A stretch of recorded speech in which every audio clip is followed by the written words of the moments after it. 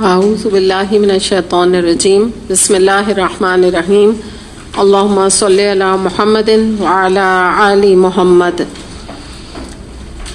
حدیث نمبر 34 ہم کر رہے تھے. لاسٹ ویک ہم نے سٹارٹ کر دی تھی اور اس میں جو بات ہو رہی تھی وہ امر بالمعروف نہی عن المنکر کی تھی کہ تھوڑا سا اس کا ریکیپ ہم کر لیں کہ تم میں سے جو شخص برائی کو دیکھے تو وہ اپنے ہاتھ یعنی طاقت سے بدلے, اس کی استطاعت نہ ہو تو زبان سے, اگر اس کی بھی نہ استطاعت ہو تو دل میں برا جانے, اور یہ ایمان کا کمزور ترین درجہ ہے. مسلم کی یہ حدیث ہے. اب آج ہم تھوڑا اور اس میں بات آگے کرتے ہیں, اور اس میں سب سے پہلے ہم سورہ آل عمران آیت نمبر 104 سے اس کی ہم دیکھتے ہیں آیت میں کیا بات بتائی جا رہی ہے. اللہ تعالیٰ فرماتے ہیں اس آیت میں کہ تم میں سے ایک جماعت ایسی ہونی چاہیے جو لوگوں کو نیکی کی طرف بلائے اور اچھے کام کرنے کا حکم دے اور برے کاموں سے منع کرے, اور یہی لوگ ہیں جو کہ نجات پانے والے ہیں. تو یہاں سے ہمیں پتہ چلتا ہے کہ اللہ تعالیٰ یہ فرما رہے ہیں کہ تم میں سے ایک جماعت, یعنی کچھ تو لوگ ایسے ضرور ہونے چاہیے جو یہ کام کریں, اور وہ کام یہی ہے کہ لوگوں کو نیک راہ کی طرف بلائیں اور برائیوں سے انہیں بچانے کی کوشش کریں, یعنی منع بھی کریں ان کو. اور اللہ تعالیٰ نے فرما دیا کہ جو بھی یہ کام کرے گا وہی نجات یافتہ ہوگا. اس کے بعد سورہ آل عمران آیت نمبر 110 میں آتا ہے کنتم خیر امۃ اخرجت للناس تعمرون بالمعروف وتنہون عن المنکر.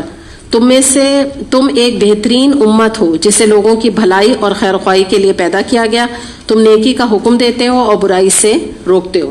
تو یہ بھی دلیل ہمیں ملتی ہے کہ اللہ تعالیٰ نے بہترین امت ہمیں کہا ہے, مگر شرط کے ساتھ, اور وہ شرط یہ ہے کہ ہم لوگوں کو نیکیوں کی طرف رغبت دلائیں اور ان کو برائیوں سے روکیں, تب ہم بیسٹ امت ہیں. ادروائز نہیں. یہ ٹائٹل شرط کے ساتھ ہمیں ملا ہوا ہے. تو یہ جو تمام چیزیں اس سے ہمیں پتہ چلتا ہے کہ ایک جو امتی ہیں نبی کریم صلی اللہ علیہ وسلم کے, ان کے اندر ایک جو بہت بڑی کوالٹی ہے وہ یہ ہونا بہت ضروری ہے کہ جو کہ وہ برائیوں کو روکنے کے لیے تگ و دو کریں, کوشش کریں, اور یہ ان کی سنسیئرٹی کا بھی تقاضا ہے. اپنی مثال کے طور پہ مسلمان بہنوں یا مسلمان بھائیوں, مردوں کا اپنے بھائیوں کے اس سے, اور عورتوں کے لحاظ سے اپنی بہنوں کی طرف. تو اس کے بارے میں ہم یہ دیکھتے ہیں کہ نبی کریم صلی اللہ علیہ وسلم کا بھی منصب کیا تھا, مین آپ کا کام کیا تھا. یہ بھی سورہ اعراف آیت نمبر 157 سے ہمیں پتہ چلتا ہے یامرہم بالمعروف وینہاہم عن المنکر.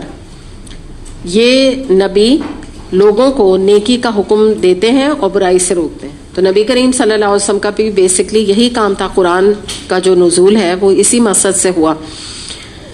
اس کے بعد پہلے ہم آیات ساری دیکھ لیتے ہیں نا, ایک ساتھ سارا مطالعہ کر لیتے ہیں آیات کا, تو اس کے بعد پھر ہم انشاءاللہ بات اس پہ ڈیٹیل پہ کریں گے. اگلی ہے سورہ توبہ آیت نمبر 71. اس میں آتا ہے مومن مرد اور مومن عورتیں دونوں ایک دوسرے کے ساتھی ہیں. یہ اچھے کام کرنے کا حکم دیتے ہیں اور برے کاموں سے روکتے ہیں, نماز پڑھتے ہیں, زکوٰۃ دیتے ہیں, اللہ تعالیٰ اور اس کے رسول کی اطاعت کرتے ہیں. یہی لوگ ہیں جن پر اللہ تعالیٰ نے رحم فرمائے گا, اور بے شک اللہ تعالیٰ غالب اور حکمت والا ہے. اب آپ نوٹ کریں گے پہلے ہم نے کیا خوشخبری دیکھی. نمبر 1 جو آیت ہم نے دیکھی تھی اس میں سورہ آل عمران آیت نمبر 104, اس میں ہم نے اللہ تعالیٰ نے فرمایا یہ لوگ نجات پانے والے ہیں. ٹھیک ہے. پھر اس کے بعد ہم نے سورہ آل عمران آیت نمبر 110 میں کیا دیکھا کہ تم بہترین امت ہو. کب ہو؟ جب یہ کام کرے. ٹھیک ہے. ہر آیت میں کوئی نہ کوئی امر بالمعروف کرنے کی اور نہی عن المنکر کی خوشخبری ہے.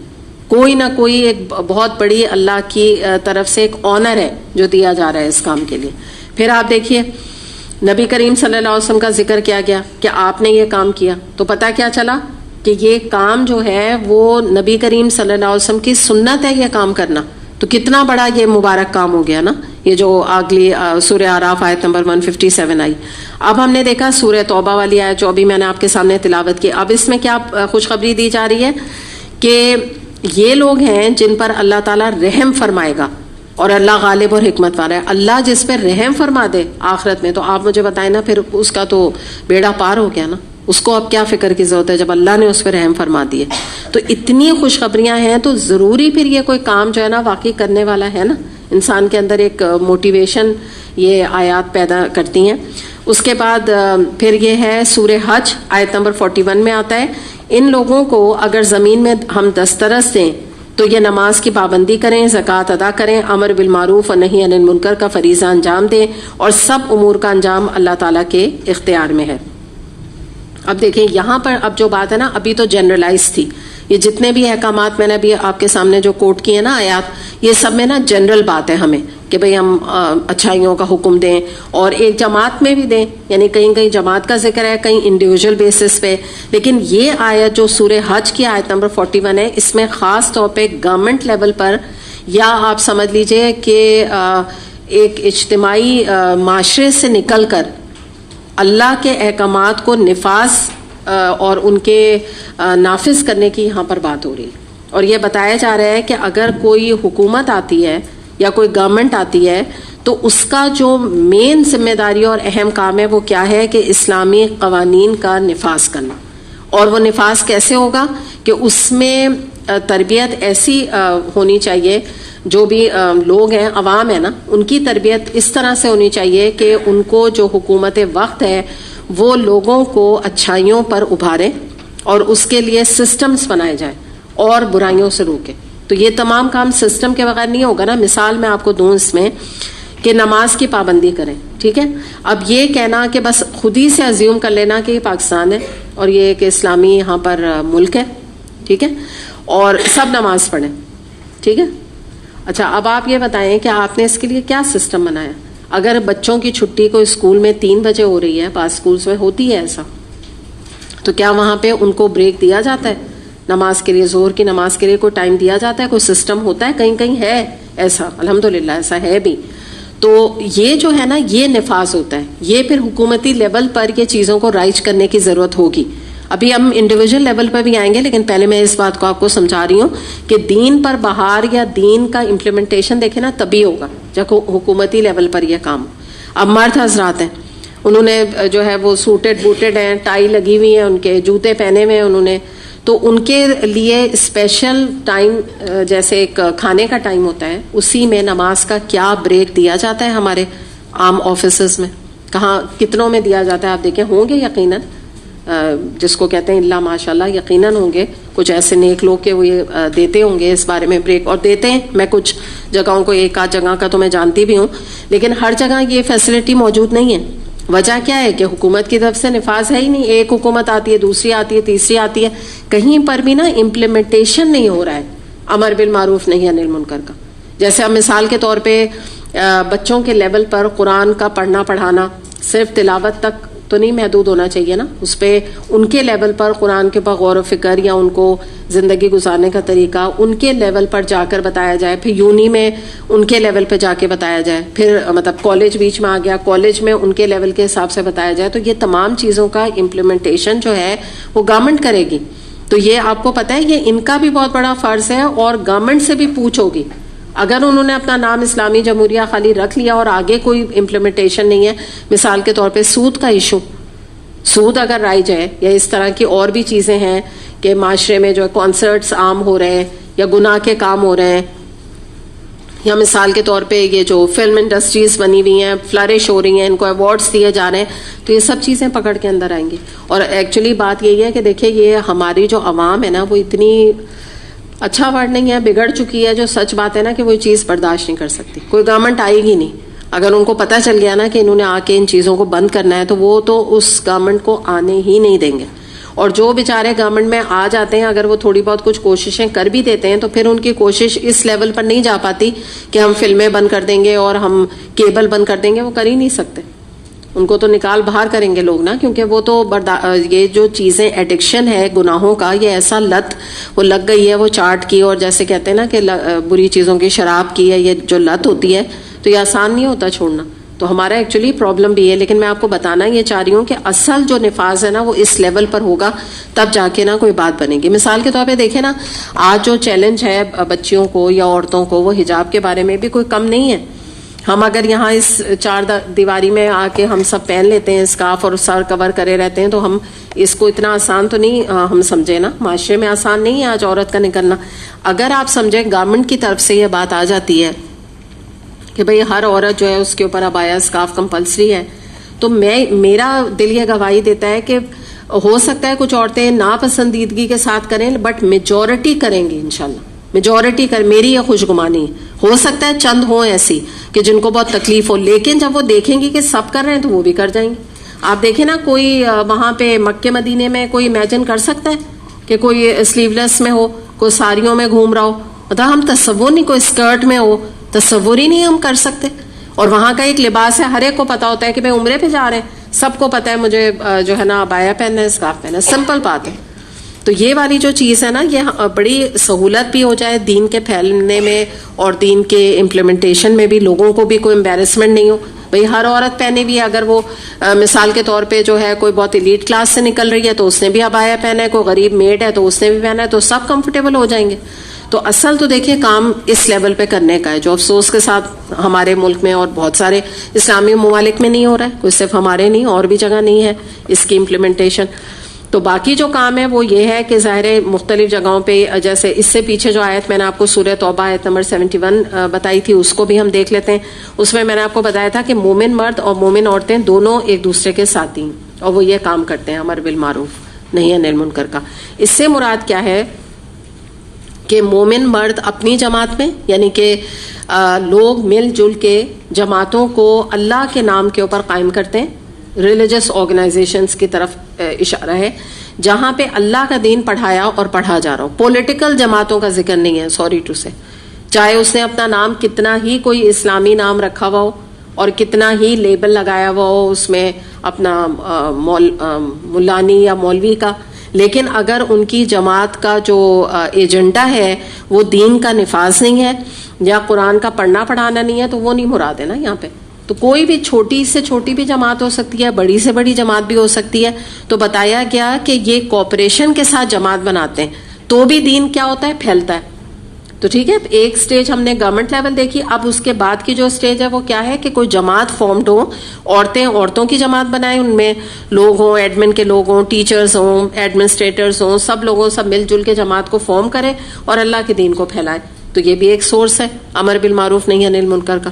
اور اس کے بعد جو ہے پھر جو بات آئی تھی وہ سمپل یہ امت کی حیثیت سے ہمارے اوپر ذمہ داری ہمیں بتائی گئی ہے کہ جب ایک امتی کی حیثیت سے ہمارا کرنے کا کام کیا ہے, وہ یہ ہے کہ ہر مسلمان اپنے اپنے طور پر ایک مبلغ ہے, خاص طور پہ جب وہ قرآن پڑھ لیتا ہے. اب اس کو جتنا بھی علم ہے نا, جس حد تک بھی اس کو علم ہے اور جتنی اس کی استطاعت ہے, اب میں آپ سے بات کر رہی ہوں انڈیویجول لیول کی, اس کو اللہ کے پیغام کو آگے پہنچانا. آپ بھلے اپنے بچوں تک ہی پہنچائیں, آپ اپنے سبلنگز, اپنی سسٹرز اور اپنے بہن بھائیوں تک پہنچائیں, والدین تک پہنچائیں, سسرال تک پہنچائیں, کزنس تک پہنچائیں, جو بھی آپ کا لیول ہے. جہاں بھی کچھ لوگ سرکل آف انفلوئنس میں آتے ہیں, کچھ لوگ انفلوئنس میں نہیں آتے, لیکن آپ کے نیبرز ہوتے ہیں, آپ کے جاننے والے ہوتے ہیں. اب ان کا طریقہ کچھ بھی اختیار کریں. مثال کے طور پہ ہم خود درس نہیں دے سکتے تو ہم کسی کا ارینجمنٹ کرا لیں درس کا. یہ بھی اللہ کے پیغام کو آگے پہنچانے انڈیویجول لیول پر. کیونکہ دیکھیں یہ تو کوئی جا کے وہاں قیامت کے دن نہیں کہے گا نا کہ میں تو درس نہیں دے سکتی تھی. تو ٹھیک ہے بھائی, آپ نہیں دے سکتی تھی, تو بہت سارے ذرائع ابھی ہم بات کریں گے, ان میں سے یہ بھی ذرائع اختیار کیے جا سکتے ہیں کہ جو درس دے سکتے ہیں آپ ان کے لیے اپنا گھر کھولیں نا. اللہ کی بات جو ہے وہ سب کو سنوا دے, آپ پر حجت پوری ہو گئی. تو ہر ایک ضروری نہیں ڈائز پہ بیٹھے گا اور وہی درس دے گا تو اللہ تعالیٰ اس پر پکڑ اس کی کریں گے. کوئی بھی طریقہ جو کچھ ہو سکے. دیکھیں نا, دلیل میں آگے آپ کو دے رہی ہوں, بخاری کی حدیث ہے, بلغوا انی ولو آیا. نبی کریم صلی اللہ علیہ وسلم نے بالکل ہماری زندگی آسان کر دی اور ہمیں کہہ دیا کہ مجھ سے سن کر تم آگے بات پہنچا دو, بس خواہ ایک آیت ہی پہنچاؤ, چھوٹی سی آیت پہنچاؤ. جیسے ہم کہتے ہیں نا فَبِأَيِّ آلَاءِ رَبِّكُمَا تُكَذِّبَانِ, ایک چھوٹی سی آیت ہے, تم یہی پہنچا دو. اللہ کی شکر گزاری بچوں کو سکھا دو, اپنے گھر میں سکھا دو, اپنے خاندان والوں کو بتا دو کوئی اچھی بات. آپ مثال کے طور پہ اللہ جو ہے اپنا فضل کرے, لیکن بہرحال موت کے مواقع ایسے آتے ہیں, جانا پڑتا ہے. آپ کبھی وہاں جاتے ہیں تو یہاں پر جو ہم کے بکلیٹس وغیرہ موجود ہیں, دعائیں موجود ہیں. آپ جب جا رہے ہیں آپ وہاں پہ ایک جو مردہ ایک سنت ہو چکی ہے نبی کریم صلی اللہ علیہ وسلم کی, دعاؤں کے ذریعے سے آپ زندہ کریں ان کو بدعت سے بچانے کے لیے.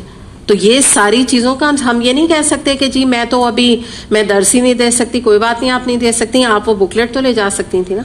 10 روپے کی, کوئی 15 روپے کی بکلیٹ کتنے کے پیسوں کی آ جائے گی, اٹس ورتھ اٹ. آپ سمجھ لیں کہ آپ نے امر بالمعروف نہی عن المنکر کر دیا ہے آپ نے.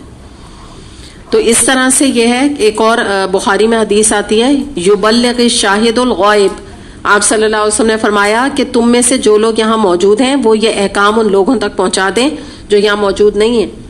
حجۃ الوداع کے موقع پر آپ نے اپنے خطبے میں یہ بات فرمائی تھی کہ جو بھی میرے احکامات ہیں جو یہاں موجود نہیں تم ان تک بات پہنچا دو. مثال کے طور پہ آپ یہاں قرآن کورس کرنے آ رہے ہیں, بہت سارے لوگ آپ کے خاندان میں سے نہیں آ رہے, آپ ان تک اس بات کو پہنچائیں. اور آج تو ذریعے ہیں, واٹس ایپ بھی ہے, فیس بک بھی ہے, بہت ساری چیزیں کہ جن کے ذریعے سے انسان جو ہے وہ باقاعدہ جو لیکچرز ہیں وہ آگے واٹس ایپ کر سکتا ہے, پہنچا سکتا ہے.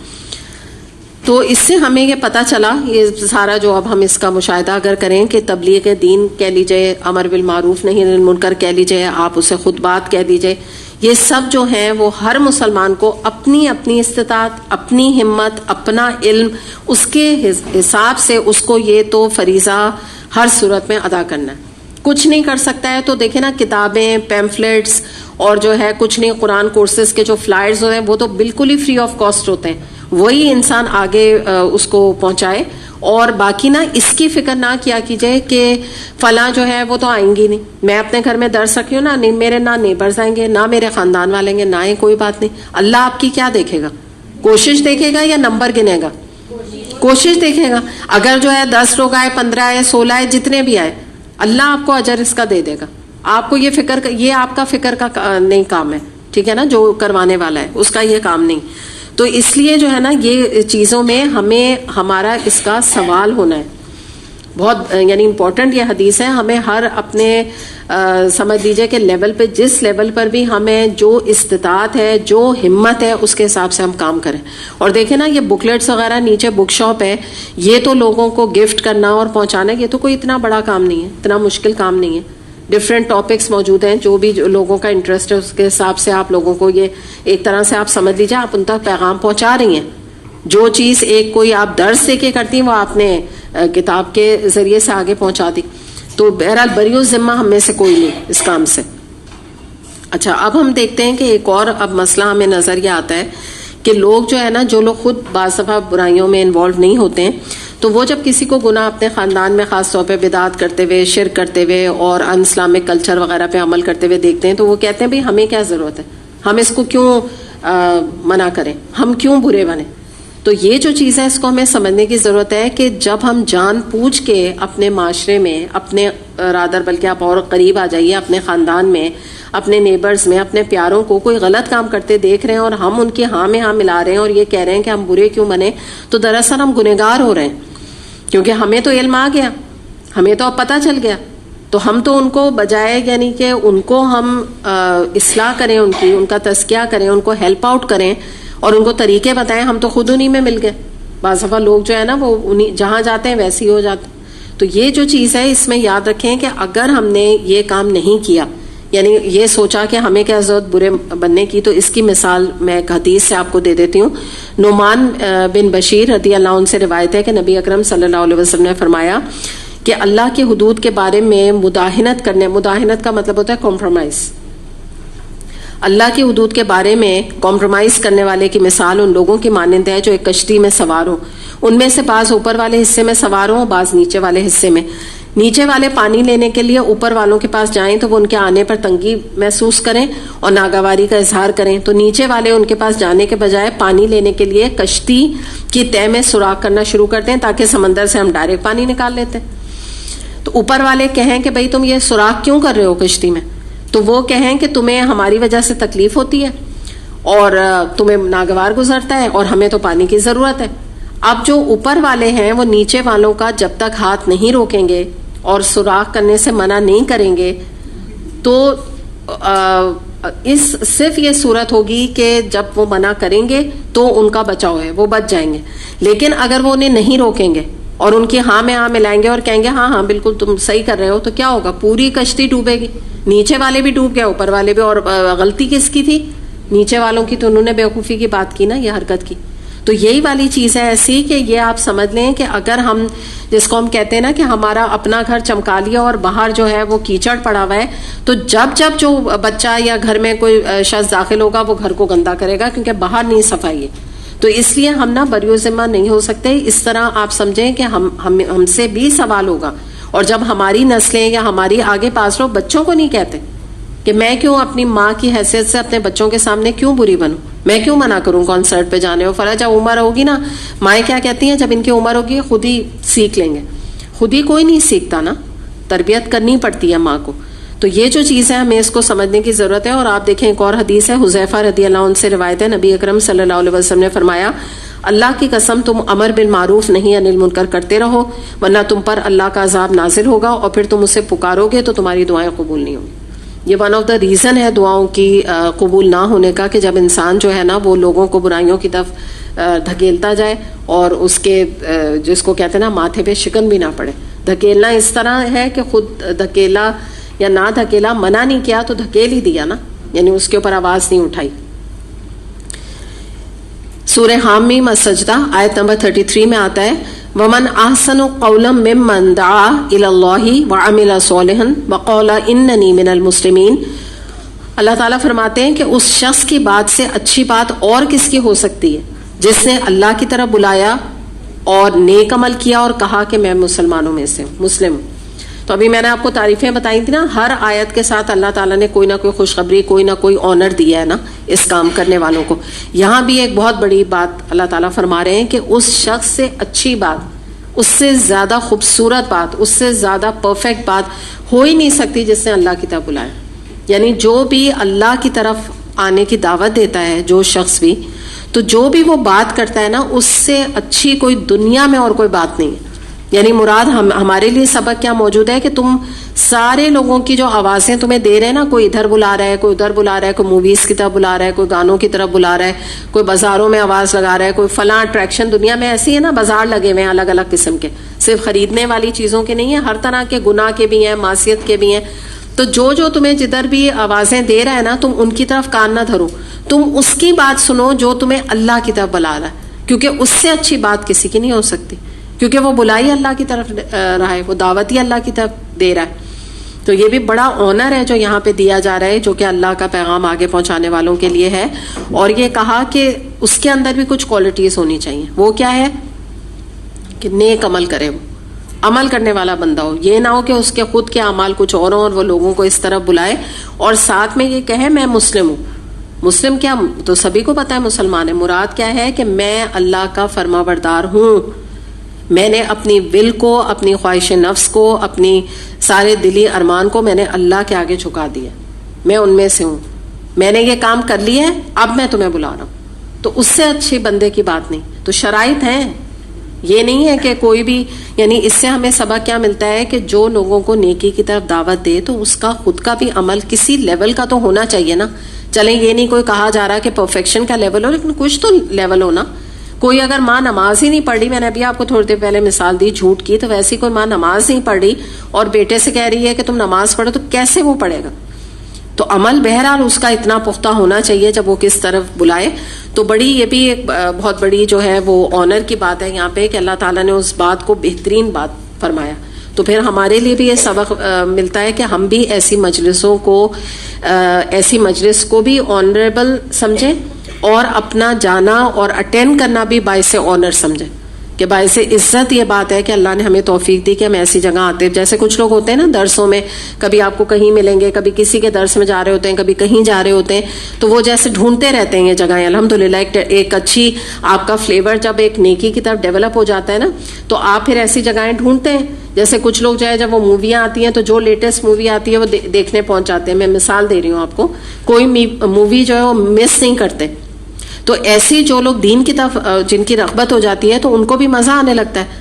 کبھی وہ فلاں کوئی کلاسز کر رہے ہیں, کبھی کوئی کسی کا درس سن رہے ہیں, کبھی کسی کا سن رہے ہیں, ان کو مختلف فلیورز وہ قرآن کے لیتے ہیں, انجوائے کرتے ہیں اس چیز کو نا. تو بتایا کیا جا رہا ہے کہ بڑی آنریبل یہ مجلسیں بھی ہیں, اور جو یہ کام کرنے والے لوگ ہیں وہ بھی بہت ہی آنریبل بات کرنے والے ہیں. یعنی ان کی بات کو سیریس لو کیونکہ وہ اللہ کی طرف بلا رہے ہیں. ابو داؤد میں حدیث آتی ہے کہ جب کوئی قوم معاصی کی مرتکب ہوتی ہے اور لوگ قدرت کے باوجود اسے گناہ سے نہیں روکتے تو دنیا میں ان پر عذاب الہی مسلط کر دیا جاتا ہے. معاصی کا مطلب ہوتا ہے نافرمانی, گناہ. تو کوئی نہ روکے قدرت کے تو پھر کیا ہوگا, دونوں کو یعنی عذاب کے لپیٹ میں آ جائیں گے. ابو داؤد میں حدیث آتی ہے جب زمین میں گناہ کیے جائیں اور جو شخص وہاں موجود ہو وہ دل میں اس گناہ کو برا سمجھے تو وہ ایسا ہے گویا وہاں موجود ہی نہیں تھا. اس کے برعکس کوئی شخص وہاں موجود نہیں اور اس گناہ کو برا بھی نہ سمجھے تو وہ ایسے ہے جیسے وہ اس گناہ میں شریک ہے. تو یاد رکھیے گا کہ اپنے دل میں ہر گناہ کو برا سمجھنا جو ہے نا بڑی امپورٹنٹ بات ہے. مطلب بات یہ ہے کہ کوئی جو انسان ہے کہیں پر موجود ہے اور اس میں وہ اس گناہ کو برا سمجھ رہا ہے تو ایسا ہے کہ جیسے وہ وہاں ہے ہی نہیں, کیونکہ وہ کرائیت کے ساتھ, تیسرا درجہ ہے نا, وہ کرائیت کے ساتھ وہاں مجبوری کے ساتھ بیٹھا ہوا ہے, تو وہ ایک طرح سے کرائیت کی وجہ سے بری ذمہ ہو گیا.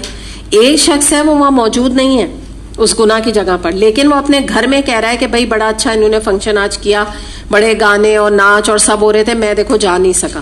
تو آلدو وہ وہاں موجود نہیں تھا لیکن وہ کیسا ہو گیا جیسے وہ گناہ میں شریک ہے. تو یہ اس حد تک یہ باریکیاں ہیں اس کے اندر. سورہ البقرہ آیت نمبر 44 میں آتا ہے اتأمرون الناس بالبر وتنسون انفسکم وانتم تتلون الکتاب افلا تعقلون, کیا تم لوگوں کو نیکی کا حکم دیتے ہو اور اپنے آپ کو بھلا دیتے ہو, یعنی خود عمل نہیں کرتے حالانکہ تم اللہ کی کتاب پڑھتے ہو, کیا تم عقل نہیں رکھتے. تو اب ایک یہ بڑی امپورٹنٹ بات ہمیں یہاں پر پتہ چل رہی ہے اس حوالے سے, اور وہ یہ ہے کہ دیکھیے جو بھی یہ کام کرے, جب کسی کو برائیوں سے روکے اور نیکی کی طرف رغبت دلائے تو اس کے اندر ایک اسٹینڈرڈ جو کوالٹیز ہے نا, جس کو کہتے ہیں امپورٹنٹ یا بیسک جو کوالٹیز بھی آپ ان کو کہہ لیں, وہ اس کے اندر ہونا ضروری. کیونکہ اللہ تعالیٰ نے فرمایا کہ تم یہ خود تو تم عمل نہیں کرتے ہو, تم اللہ کی کتاب کا لوگوں کو جو ہے نا وہ درس دیتے ہو یا ان کو بتاتے ہو. اور یہ اتنی سخت بات ہے کہ اس کے بارے میں ایک حدیث آتی ہے, اسامہ بن زید رضی اللہ عنہ سے مروی ہے کہ نبی اکرم صلی اللہ علیہ وسلم نے فرمایا کہ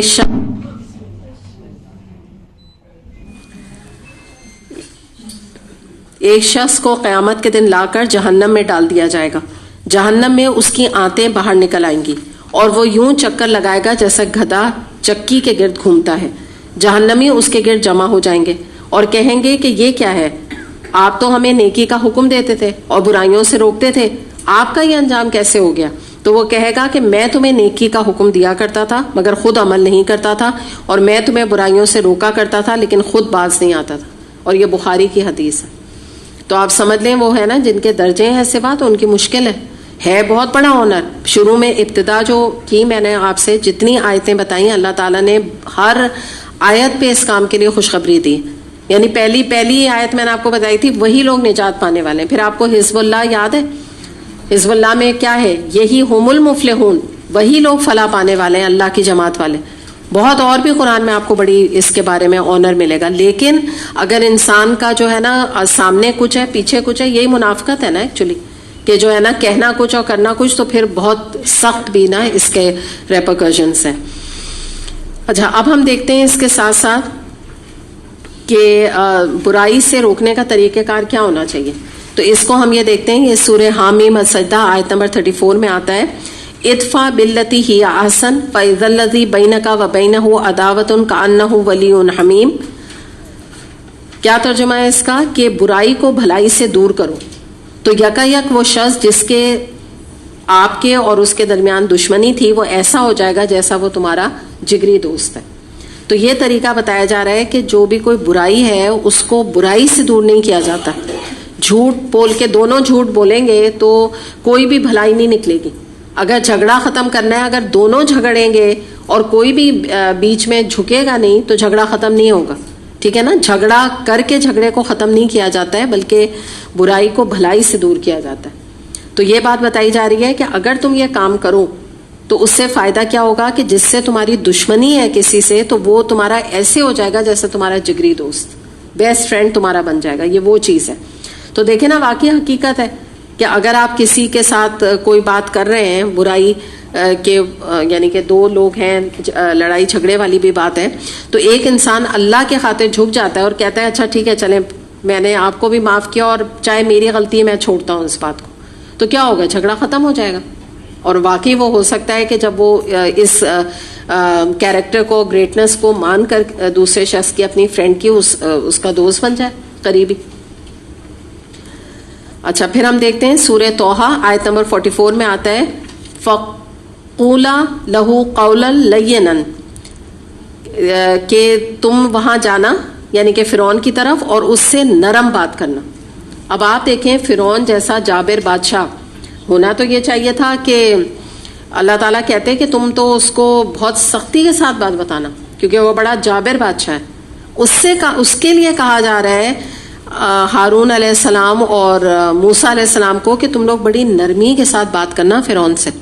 تو آپ یہ دیکھیں ہمارے لیے کتنا بڑا سبق موجود ہے کہ ہمارے سامنے ہمارے جو مخاطب ہوتے ہیں، ہم جن تک اللہ کا پیغام پہنچاتے ہیں، تو وہ تو فرعون سے بہتر لوگ ہیں نا. یقین ہے آپ کو بچے جو ہیں ہمارے فرعون سے بہتر ہیں نا. لیکن آپ دیکھیے کس طرح ان تک دین پہنچاتے ہیں ہم. یا لوگ جو عام لوگ ہوتے ہیں ان کو ہم کتنا برا سمجھتے ہیں، کتنا گنہگار سمجھتے ہیں، اتنا سخت لفظ ان کے لیے استعمال کرتے ہیں جیسے ابھی میں نے کہا نا. حالانکہ آپ مجھے بتائیں فرعون کے لیے اللہ تعالیٰ فرما رہے ہیں کیونکہ دیکھیں جتنا جو معصیت اور گناہوں میں سخت ہوتا ہے نا اتنا اس کا ایگو ہوتا ہے. جتنا آپ اس سے سختی کے ساتھ بات کریں گے وہ تو اور بات نہیں مانے گا. جو الحمدللہ قرآن پڑھنے والے لوگ ہیں ان کو تو ایک دفعہ آپ لوگوں کو الحمدللہ کوئی بات بتاتی جائے آپ کا دل میں نہ سوال آئے گا نہ کوشچن آئے گا کیونکہ الحمدللہ آپ کے مائنڈ ٹرین ہوئے ہیں نا قرآن کے ساتھ ایک تعلق سے. لیکن ایک کوئی تھرڈ پرسن آئے گا اور جو کہ بہت ہی زیادہ تکبر میں مبتلا ہے اور وہ اپنی شان کے خلاف سمجھتا ہے دین کی بات کرنا یا قرآن پڑھنا پڑھانا، تو اس کو ڈیل کرنا زیادہ مشکل کام ہے. تو اگر وہ پہلی دفعہ آئے اس کو کوئی ڈانٹ پھٹکار شروع کر دے اور اس کے ساتھ مس بیہیو شروع کر دے اور اس سے کہتے ہیں آپ تو بالکل جہنمی ہیں، آپ تو بالکل دوزخی ہیں، اس قسم کی باتیں، تو آپ مجھے بتائیں کہ وہ اس کا پارا کہاں چڑھے گا اور وہ کیا بات کو فیوچر میں اس کا تو دل بند کر لے گا. وہ کہے گا میں تو غلطی ہو گئی جو میں ایسی پتہ نہیں کس نے بتا دیا تھا میں آ گئی. تو یہ فرق ہوتا ہے کہ ایسے لوگوں سے یہ حکمت اللہ سے مانگنی چاہیے کہ اس طرح کے لوگوں سے ہمیں کیسے ڈیل کرنا ہے. اس کے بعد ایک حدیث ہم دیکھتے ہیں عمر رضی اللہ عنہ سے روایت ہے نبی اکرم صلی اللہ علیہ وسلم نے فرمایا میری امت کے آخری زمانے میں حکمرانوں کی طرف سے شدید آزمائش آئے گی اور اس میں صرف وہ آدمی نجات پائے گا جس نے اللہ کے دین کو پہچانا ہوگا اور اس دین کی خاطر اپنی زبان سے، اپنے ہاتھ سے اور اپنے قلم سے جہاد کیا ہوگا. بس وہی جو ہے نا وہ اس آزمائش کا جو دور آئے گا جس میں اللہ کی بڑی نافرمانی ہوگی تو بس وہ شخص ہی کامیاب ہوگا اور نجات پائے گا جس نے کہ ہر لیول پر، یہی ابھی ہم نے بات کی نا، ہر لیول پر اس نے اللہ کے دین کے حوالے سے جہاد کیا ہوگا. تو اب اس میں ہم دیکھ لیتے ہیں کہ قلم کے جہاد میں یہ بہت ساری چیزیں آ جاتی ہیں جیسے بکلیٹس وغیرہ کا لکھنا لکھانا، اس کے علاوہ لیٹرز ٹو دا مینجمنٹ یا ایڈیٹرز وغیرہ کا لکھنا کہ کوئی معصیت کے کام سے روکنے کی کوشش کرنا، یا جیسے آپ اسکول میں اپنے پرنسپل وغیرہ کو ان کے بچوں کے آپ لیٹرز لکھ سکتے ہیں کہ بھئی یہ ان اسلامک کلچر ہے یا کوئی کانسرٹس ہیں یا یہ سب ان کا انعقاد آپ نہ کرائیں. تو یہ وہی چیز ہو گئی نا، ہاتھ سے روکنا بھی آ گیا اور قلم کا بھی جہاد ہے یہ. اس کے علاوہ پرامن پروٹیسٹ کرنا کسی چیز کے لیے کہ بھئی کوئی بھی اگر معاشرے میں یا کوئی جیسے اب یہ ہومو سیکسولیٹی ہے اس کو جو لیگلائز کر دیا گیا ویسٹ میں تو وہاں پہ وہ پرامن پروٹیسٹ کر سکتے ہیں، الاؤڈ ہوتا ہے اس طرح کا. تو یہ چیزوں میں مسلمانوں کو اٹھنا چاہیے اس کام کے لیے کہ تاکہ جو ہے نا وہ اس طرح کی چیزیں جو ہے ہمارے معاشرے میں اویئرنیس پھیلے کہ بھئی یہ غلط کام ہے. اور دوسری بات یہ ہے کہ یہ جو بات ہے نا زبان سے اپنے ہاتھ سے، یہ جو میں آپ کو بتا رہی ہوں کہ درس وغیرہ کا یا اللہ کے دین کا اہتمام کرنا، چاہے وہ کلبس وغیرہ میں، جیسے صرف کلب اس لیے تو نہیں ہے نا کہ وہاں پہ سارے معصیت کے کام ہوں. تو یہ جو اس طرح کی پرومیننٹ معاشرے میں جگہیں ہوتی ہیں جہاں پہ آپ کو بڑے چانسز ہوتے ہیں کہ ایلیٹ کلاس جو ہے وہ اس طرف آ سکتی ہے، تو ان کو اٹریکٹ کرنے کے لیے اس طرح کی جگہوں پہ درس کا یا دورہ قرآن کا انعقاد وغیرہ کرانا بڑا ہی سکسیسفل رزلٹ دے کے جاتا ہے الحمدللہ.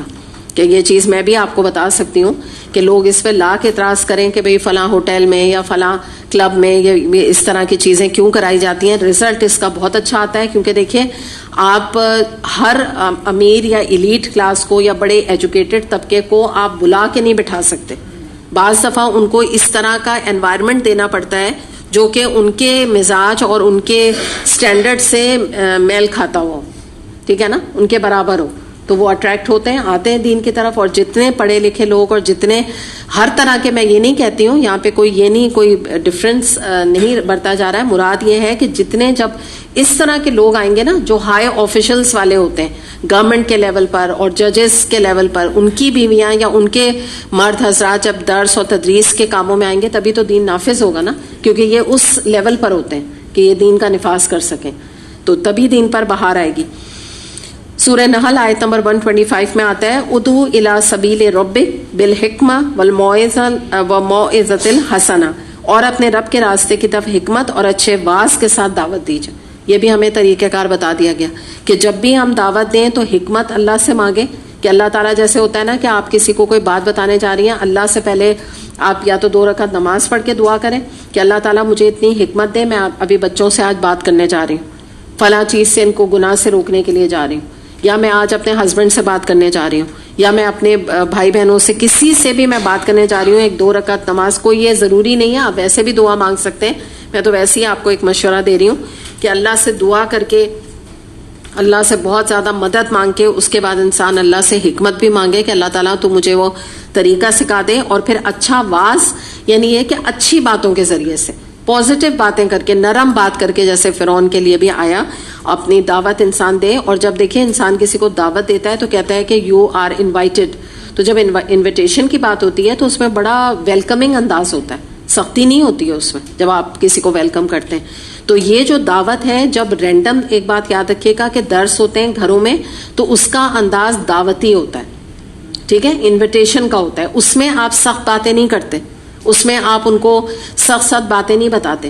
اب جب آپ الحمدللہ آپ نے ایک قرآن کورس جوائن کر لیا, اب آپ کو قرآن سے پڑھایا جا رہا ہے تو وہ انداز نہیں ہوگا, کانسنٹریٹڈ قرآن کا پیغام آگے پہنچایا جائے گا, جو حق ہے وہ سامنے رکھا جائے گا, ٹھیک ہے, کیونکہ آپ کا ایک لیول اب الحمدللہ آگے آپ بڑھ گئے.